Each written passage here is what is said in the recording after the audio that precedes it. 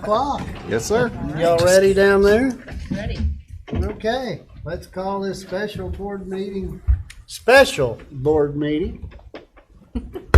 July 29th to order. And Mammy, let the minutes show that we have an established quorum and no reports tonight, so we'll go straight to action items. And item A is a memorandum of understanding with the city. Good evening. I would like every year about this time I bring to you a memorandum of understanding that we have with the city for our school resource officers. And the contract has not changed with the exception of salaries have updated for the current SROs that we're going to be having this year. We do have some new SROs in the system. And so I would like to recommend that we approve this memorandum of understanding, and then once it's approved, next Tuesday it will go to the city, and they'll be asking them to approve it so we can have our SROs on campus this year. Yes, sir. Is this where you cover we pay half, they pay half? Yes, sir.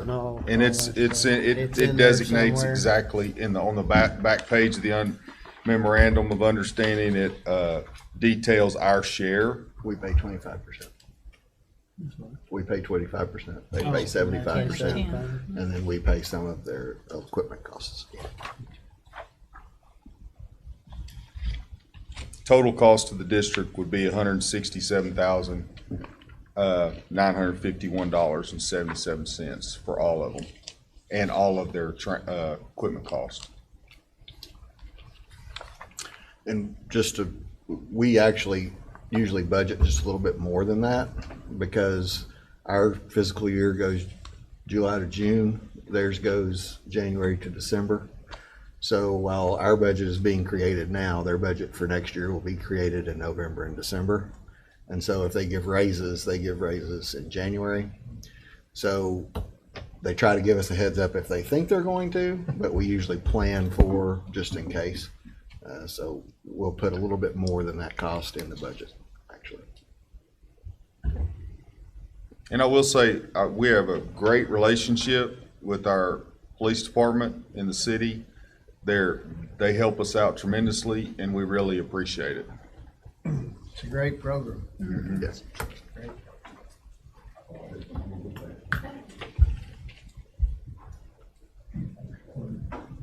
Basically the same memorandum of It's understanding. exactly the same.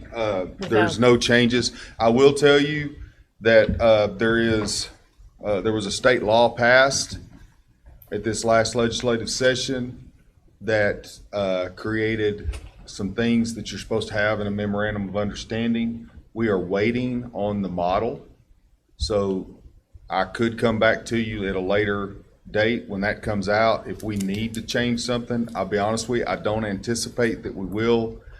Our MOU covered those things. There's one little detail that it doesn't. I'm not sure we're going to have it because we don't ask our officers to be a part of our PMS teams in our buildings. And so, but we're waiting for the School Board Association to put out a model memorandum of understanding. And then when they do, I'll compare it. And if we need to change, I'll come back to you and ask you to approve it. But this one is the same one that we've had every year. And the only adjustment is salaries.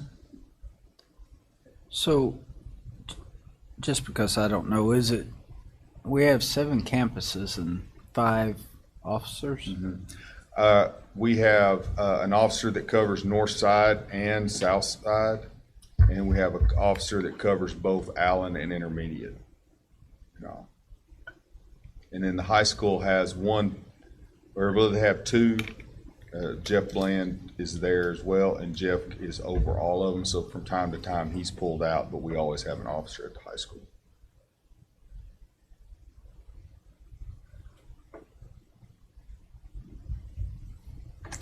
I think this is a great partnership, so I would move that we approve this memorandum of understanding with the SROs. Second. Who was first? I missed it. Better wake up. All right, all in favor? Aye. Opposed?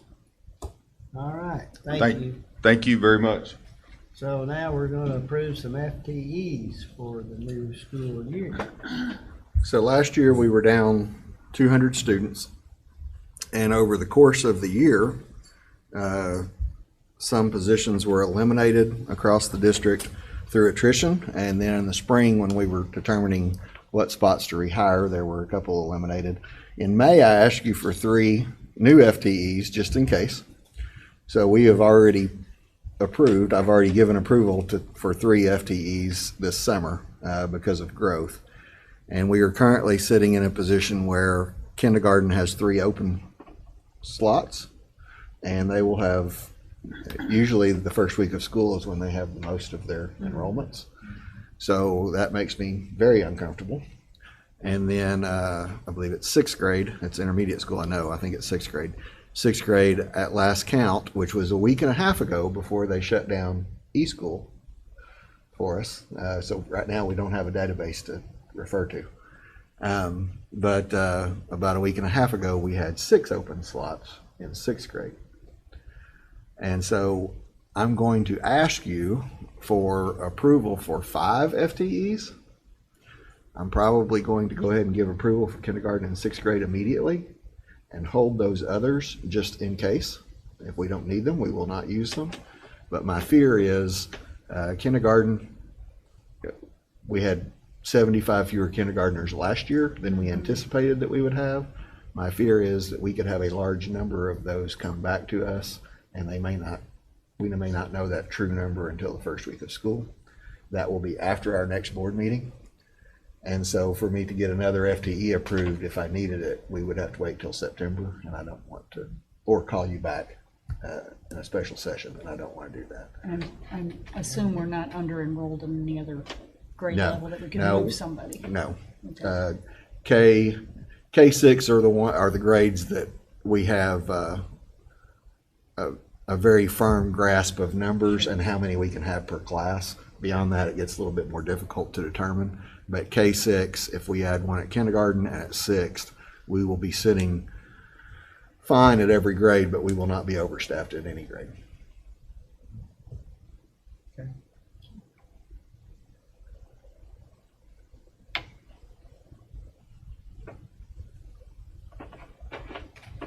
Okay. Motion to approve FTEs for 2021-22 school year. Second. All in favor? Aye. Opposed? That Well, brings- is that 6th grade a self-contained position, or are they not teaming? It will be, he will have to work out a team situation. Okay. I believe we are going from 13 to, it's either 12 to 13 or 13 to 14. But he will have to make an adjustment on a team Yeah, situation. I was just trying to think of how that would work, because if they're doing either English, social studies, math, or science, You know, is he this has person going to had, do all 4, he has in the past had 2-person teams right? Okay. to make it balance out. So that they each taught 2 subjects, Okay. and he actually, either last year or the year before, he had a 1-person team. So he had 1 teacher that taught all 4 subjects. Yeah, okay. So it can be worked out. It's just somebody has to Sure. do something different than the rest. Okay. I just want to make sure we didn't need more than one. No. Well, that brings us to executive session for the purpose of resignation and hiring. Yes, sir. Correct. And I think it will be brief. A brief. Executive session. Okay, we'll call ourselves back into session, and item D, resignations. So I have 8 resignations to present to you. Chris Washhausen, 2nd grade teacher. Aubrey Hodge, 3rd grade teacher. Riley Ahern, 7th grade language arts. Tyler Cooper Smith, 8th grade social studies and the swim and dive coach and assistant girls soccer coach. Elizabeth Ashball, speech pathologist at the high school. Crystal Smith, middle school CTE business teacher. Kayla Baskew, 3rd grade teacher. Brittany Huffaker, special education at the high school.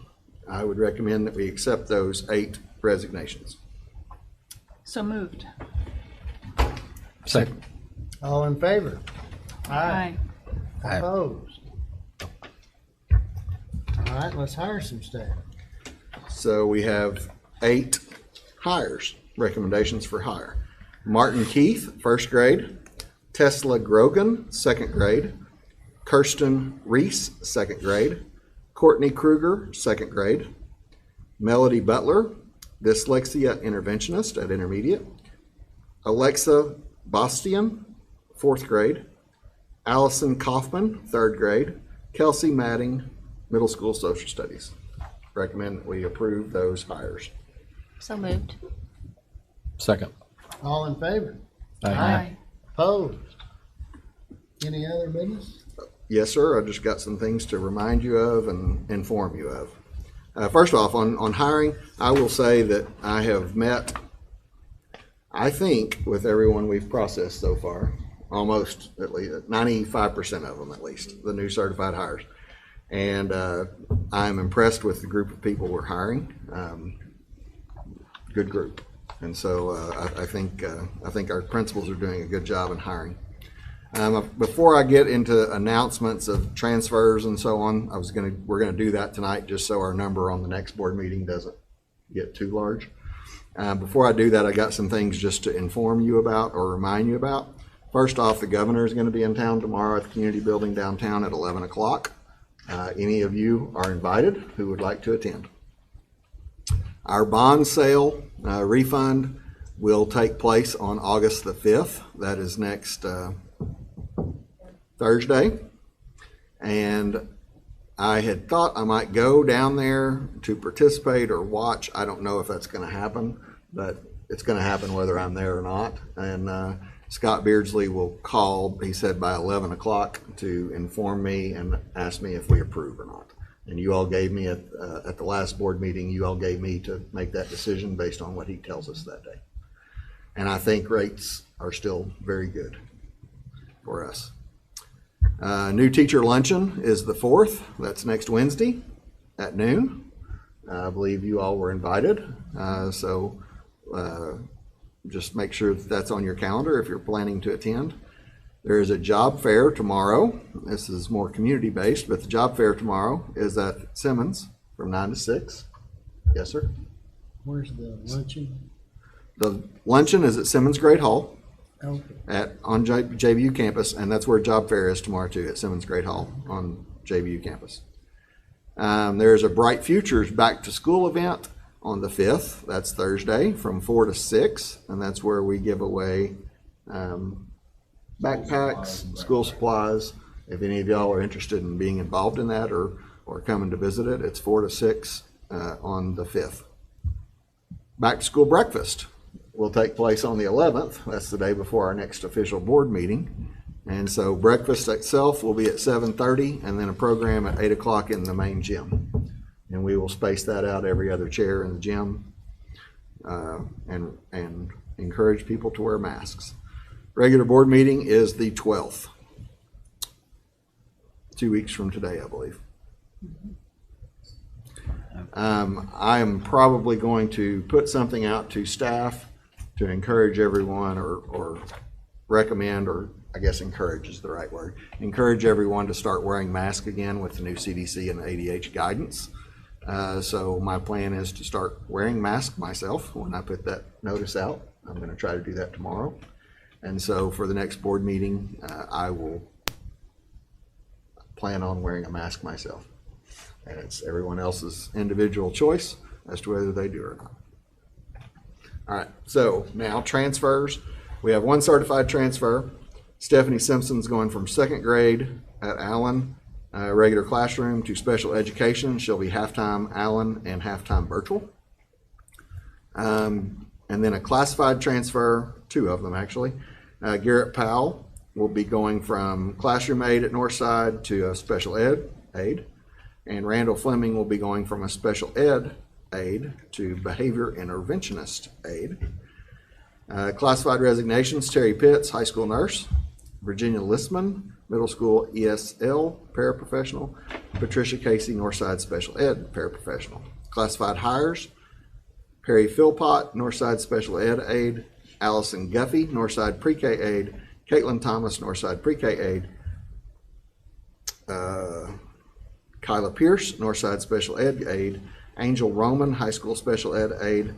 Rachel Huff, Southside Special Ed aide. Abby Olenek, Southside Special Ed aide. Tammy Davis, High School ISS Coordinator. Lindsay Kaywood, Northside Behavior Interventionist aide. Ashley Barnes, Northside Special Ed aide. Carmen Marquez, Northside Special Ed aide. And Taylor Sanderson, Intermediate School Behavior Interventionist aide. And 2 people who have had a change in responsibilities. Michael Robertson has resigned as our head golf coach, and Brooke DeGache is taking on that role as head golf coach. We've replaced a lot of special ed aides, in case you didn't notice. Hard to keep them. So that is all I have, sir. Ladies and gentlemen. Need a motion to adjourn? Second. If we're gonna do it. Okay. Then second, all in favor? Aye. Aye. Meeting adjourned.